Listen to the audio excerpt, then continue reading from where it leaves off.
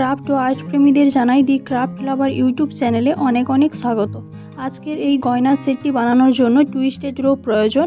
এখানে দেখো আমি টুইস্টেড রোপটি বানানোর জন্য সুতোর এক প্রান্ত এইভাবে আটকে দিয়েছি এবং অন্য প্রান্তটিকে এইভাবে পেঁচাতে হবে। সুতোটি ততক্ষণ পর্যন্ত পেঁচাতে থাকবো যতক্ষণ না একটু লুজ করলেই এইরকম টুইস্ট হয়ে যায়। এইবারে সুতোর দুইটি প্রান্তকে একসাথে করে গাঁট দিয়ে দেব। এই ট্রাই কালারের গয়নার সেটটি বানানোর জন্য কোন কালারের টুইস্টেড রোপ কতটা পরিমাণে প্রয়োজন এবং কতটা পরিমাণে সুতো নিতে হবে তার ডিটেলস আমি এর পরেই দিয়ে দিয়েছি, তোমরা দেখে নিও। এছাড়াও আমি ডেসক্রিপশন বক্সে দিয়ে দেব কি কি ম্যাটেরিয়ালস লেগেছে এবং কতটা কি পরিমাণে, তার সবই আমি ডেসক্রিপশানে উল্লেখ করে দেব, তোমরা গিয়ে দেখতে পারো। এরপরে কার্ডবোর্ডের যে বেসগুলি নিয়েছিলাম তার উপরে গ্লু অ্যাপ্লাই করে সাদা রঙের সুতোর কাপড় লাগিয়ে নেব। তোমরা চেষ্টা করবে সাদা কালারেরই সুতোর কাপড় লাগানো, কারণ এর ওপরে জুটের ক্লথ লাগাবো। অন্য কালারের কাপড় লাগাতে গেলে জুটের ক্লথের ফাঁক দিয়ে অন্য কালারের কাপড়টা দেখতে খুব বিশ্রী লাগবে। তোমরা সাদা রঙেরই কাপড় ব্যবহার করার চেষ্টা করো, অথবা ঘিয়া কালারের কাপড় হলেও চলবে। একই রকমভাবে ইয়াররিংগুলিও সাদা কাপড় দিয়ে কভার করে নেব।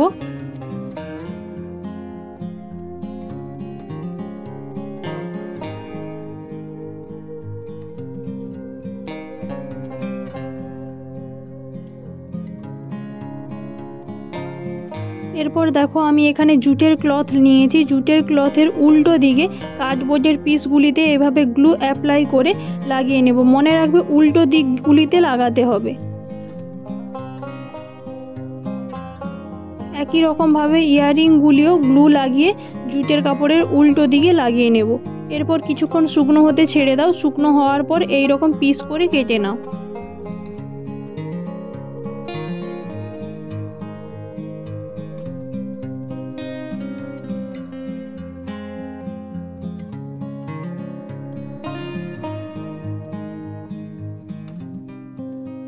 এরপরে লকেটটির মাঝখানে গ্লু দিয়ে এই রকম সাদা রঙের টুইস্টেড রোপটি হাতে কিছুটা পরিমাণ পেঁচিয়ে নিয়ে তারপরে বসিয়ে দেব লকেটটির মাঝখানে একবারে।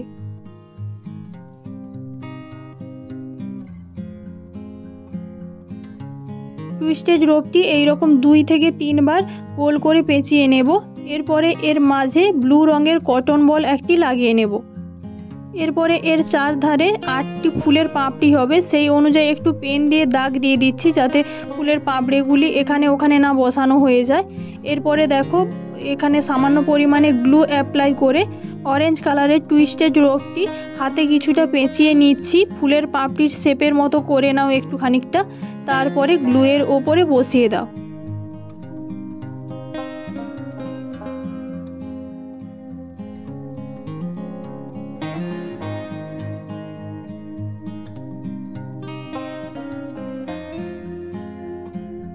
এইরকম একই রকমভাবে বাকি ফুলের পাপড়িগুলোও করে নেব টুইস্টেড রোপ দিয়ে। এখানে আমার করা কমপ্লিট হয়ে গিয়েছে। এরপরে সাইডে বর্ডারটা সাদা রঙের টুইস্টেড রোপ দিয়ে করে নিচ্ছি।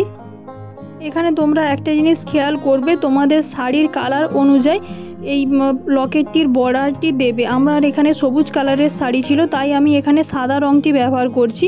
তোমাদের যদি সাদা কালারের শাড়ি হয় তাহলে অন্য কালার দিও, সবুজ কালার বা অরেঞ্জ কালার বা তোমরা ব্লু কালারও ব্যবহার করতে পারো। এবারে দেখো ইয়াররিংগুলির মাঝখানে এইভাবে সবুজ কালার দিচ্ছি এবং সাইডটা অরেঞ্জ কালার দিয়ে দিচ্ছি এবং মাঝখানে একটা সাদা রঙের কটন বল দিয়ে দিলাম।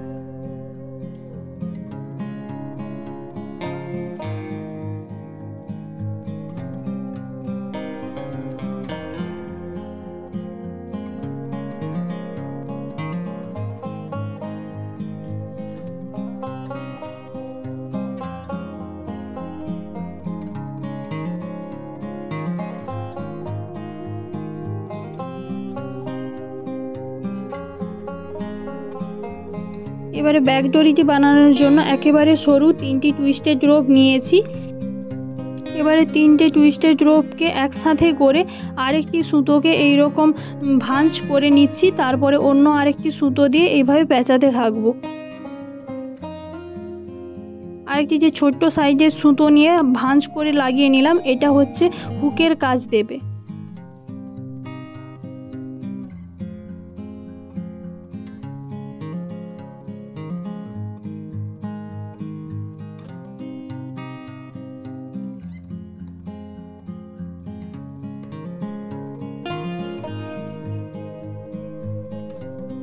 ঠিক একই রকমভাবে অন্য সাইডটিও করে নেব।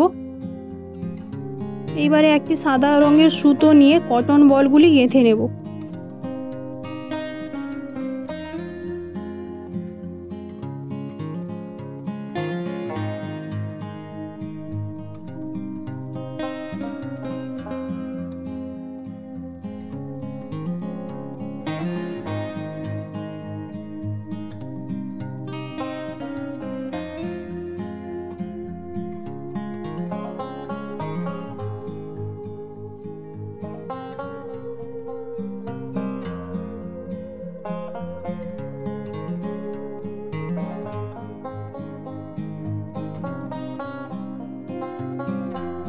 এখানে আমার দু সাইডেই কটন বলগুলি গাঁথা কমপ্লিট হয়ে গিয়েছে। এবারে লকেটটির পেছন সাইডে গ্লু লাগিয়ে ব্যাক ডরিটি লাগিয়ে নিচ্ছি।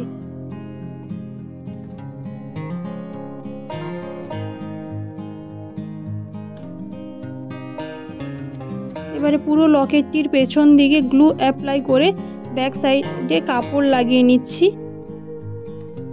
একই রকমভাবে ইয়াররিংগুলির পেছনেও কাপড় লাগিয়ে নেব।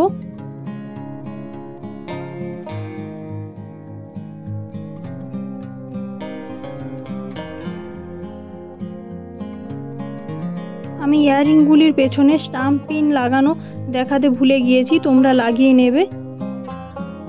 যদি তোমাদের এই ভিডিওটি ভালো লেগে থাকে তাহলে প্লিজ লাইক করো এবং তোমাদের মতো গয়না প্রেমীদের সাথে শেয়ার করো। ধন্যবাদ ভিডিওটি দেখার জন্য।